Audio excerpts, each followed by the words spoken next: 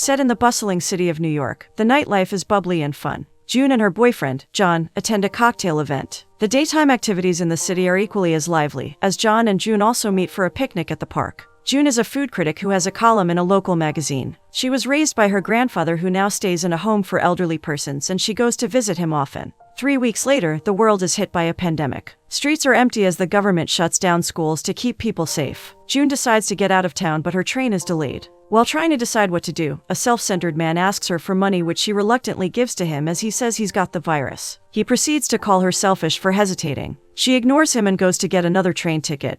But the attendant can't help her as all trains are canceled. She suggests to June to order a Lyft to her Airbnb, located just outside the city. June clearly takes the suggestion and gets into a conversation with the Lyft driver, who gifts her hand sanitizer, something that is now very scarce due to the pandemic. She gets a message from her boyfriend, John, saying he's concerned about his parents and is going to meet them in the city. June is quite disappointed as they were supposed to go on this trip together, but she responds with okay to the text. The countryside is so beautiful and June spots a deer. She mentions how she hasn't seen a deer since she was a child. Upon arrival at the Airbnb, she searches for the key, but cannot find it. She tries to make a phone call but realizes that her phone is dead. This triggers a mini panic attack. The door opens and a man she assumed to be the owner steps out. He introduces himself as Charlie. June says that her boyfriend booked the Airbnb for a week. Charlie says that he also booked the Airbnb, albeit the day before. June says they booked it on Sunday and notices he's got a car. She tries to sweet talk him into leaving and going to a hotel since they booked before him. Charlie refuses the offer, and June goes off on him about being stressed after a long day. She needs a bath, a place to charge her phone, and sleep.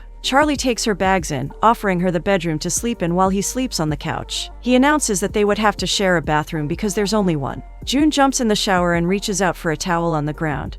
Giving it a little sniff, she realizes it belongs to Charlie and she is totally grossed out by it. She drops it faster than she picked it up and proceeds to dry off with her own clothing. While she puts on her clothes, she vigorously applies hand sanitizer while frantically begging God not to get the virus from this strange guy whom she calls gross and disgusting. June later gets on the phone with the woman who booked them the Airbnb to explain the situation. June is informed that the woman and her husband are going through a divorce and they must have double booked the house separately. June asks for a refund, if possible, but does not get a response to that. June searches for a wine opener that she's certain she packed but doesn't find it, and in a desperate move, tries to use her shoes to pry a bottle of wine open. She finds the wine opener while Charlie comes upstairs to use the one bathroom that they have to share, and she opens the wine bottle but spills some in the process, almost hurting herself. Charlie checks on her from outside the door and after making sure she's okay, excuses himself to go back downstairs where he'll be spending the night. Downstairs, Charlie listens to the news where the terrible situation with the pandemic is explained and non-essential workers like non-healthcare professionals are required to stay at home.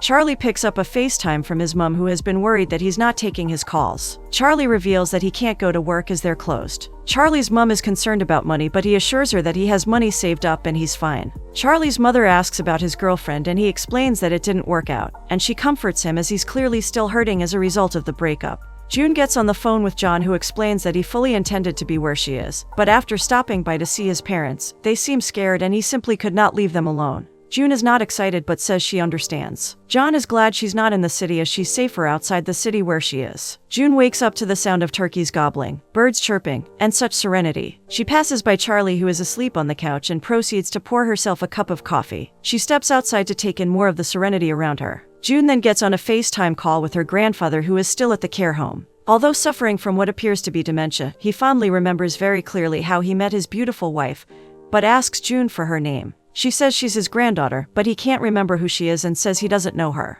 June responds that she knows him and loves him very much. He asks her to sing again and she obliges, even though she had sung to him before. She sings Blue Moon while her grandfather joins in the song. Her singing catches Charlie's attention, who is in the bathroom upstairs, brushing his teeth. June goes to the bathroom door to enter, obviously forgetting that there's someone else in the house, and that she should knock. She swings the door open while Charlie stands over the toilet seat. June screams in pure embarrassment, while Charlie closes the door shut. June goes back into the room, still slightly mortified by what just happened. Her friend draws her attention to a social media post made by John's colleague, Carol. It is a picture of John with Carol, with a questionable caption. June calls her friend and they discuss the post and June's relationship with John. June feels neglected as John chose to spend time with his family during the lockdown, instead of her. Her friend thinks she's overreacting about the picture and John's choices, and that John didn't do anything to intentionally sabotage their relationship.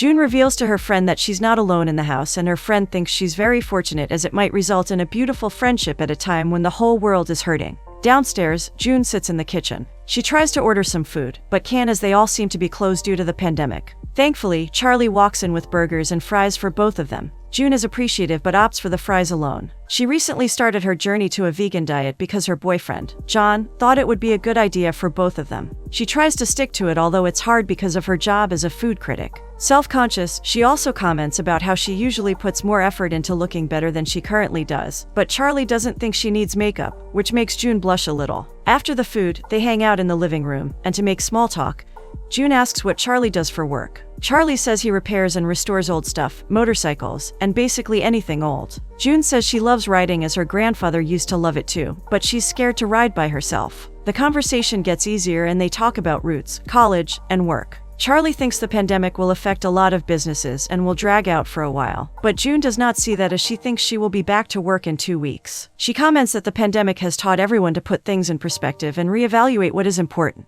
Seeing as June seems to care a little too much about what people think of her, Charlie states that he doesn't care too deeply about things like that.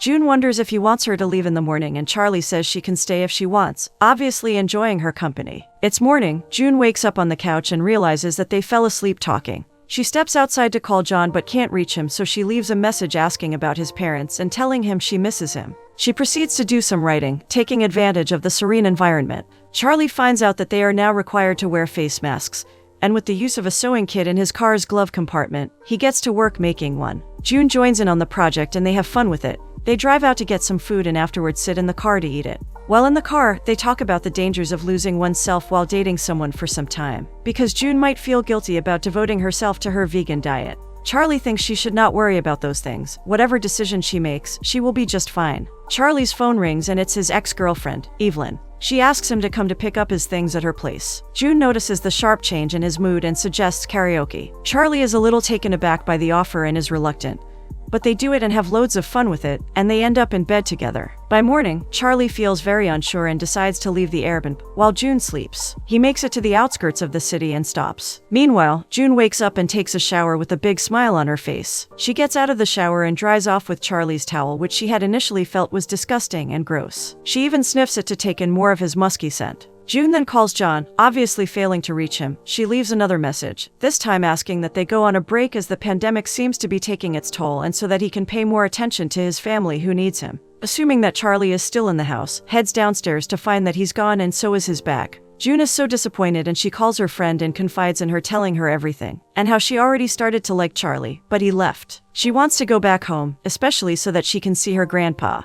Her friend consoles her and tells her to come back home and come visit her. June agrees, and as she heads out the door, Charlie comes back. Although she already booked her LYFT and has him waiting in the driveway, Charlie admits that he panicked a bit and left, because he didn't want to seemingly take advantage of her vulnerability. June says she felt like she was the one taking advantage of him. Charlie assured her that she was not. June decides not to leave and cancels her LYFT. Charlie and June cook food in the kitchen and have a picnic outside while they talk about growing up in Charlie's house. Charlie says his mother was worried about her kids since their father passed away while they were so young, and so she had a lot of people in the house to help keep tabs on them. At night, over a game of cards, June receives a call telling her that her grandfather just passed, and is pretty devastated by the news. Charlie steps up to hug and comfort her. The next day, June comments about how she can't give her grandfather a proper burial because of the pandemic, and Charlie comforts her still. The next day, he lets her sleep in and brings her a beverage. He finds bicycles in the garage and suggests they go out on a ride. June's mood is lifted by the bike ride, and while riding, Charlie asks them to stop in front of a motel that catches his attention. He gets off the bike to take pictures. He says it reminds him of a place where his mom took his brother and him when their father died, and if the world was ending, he would go to a place like that to spend his last days. When they arrive home, June talks about her grandfather while they roast marshmallows over the fireplace. June says her grandfather stepped in to raise her after her parents passed, and he did it like he was supposed to do it, without thinking twice. She expresses disappointment in the fact that she didn't get a chance to say goodbye to any of them, and asks if Charlie had a chance to say goodbye to his dad.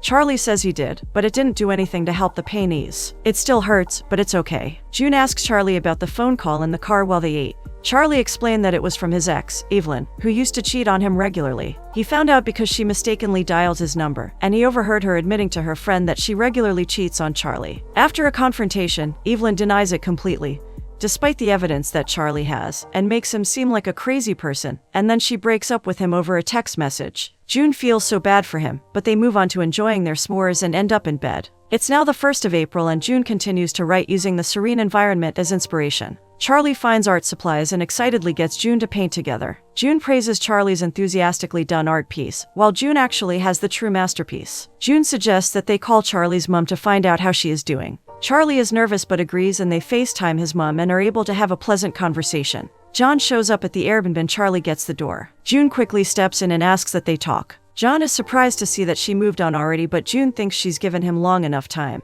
and he decided to show up only after she wanted a break. She says the world feels like it's ending and she's scared. John thinks they can make things work despite how stressful world events might seem. Meanwhile, Charlie calls his mother again as he feels awkward just sitting, waiting for June and John to talk things through. Meanwhile, John informs June that his father passed away from the virus 3 days ago, but he has even more pain that he cannot give him a proper burial due to the pandemic. June can relate to that feeling and attempts to inform John that her grandfather also passed, but John doesn't give her a chance to say the words, as he is so focused on his own pain. June comforts him and hugs him. Charlie decides to leave the Airbnb and go back to the city. As he heads to the car, June tries to talk to him. He asks what is going on as he thought things were done between John and June. June explains that it is over, but John's father just passed and she cannot break his heart and leave him all by himself. John says he understands and asks her to make sure she never forgets herself. They hug goodbye and painfully let go. Charlie drives away. Later in the day, June makes dinner, which was the norm between Charlie and herself due to the lockdown. But John is not interested in any of that and leaves her to it.